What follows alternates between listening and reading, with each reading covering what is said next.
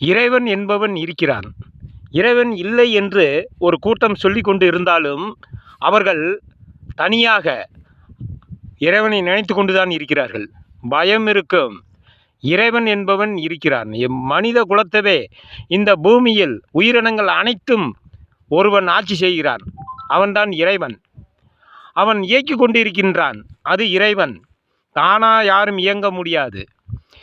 இவர்கள் வெளியே இறைவன் இல்லை என்று சொல்லிக்கொண்டு வீட்டுக்குள் விழுந்து விழுந்து இறைவனை வணங்கி கொண்டு இருப்பார்கள். அவர்கள் பேச்சை நம்ப வேண்டாம். இறைவன் இருக்கிறான். அவரவர்கள் வணங்கும் இறைவனை வணங்கி கொண்டே இருங்கள். நல்லது நடக்கும். நல்லது நடக்கும் நிச்சயமாக. ஆனால் இறைவன் இல்லை என்று சொல்பவர்கள் வெளியே பைத்தியக்காரத்தனமாக உங்களை ஏமாற்றி கொண்டு இருக்கிறார்களே, அவர்கள் பேச்சை கேட்டு இறைவன் இல்லை என்று நீங்களும் வெகுளியாக வெளியே பேசிக்கொண்டு இருக்க வேண்டாம்.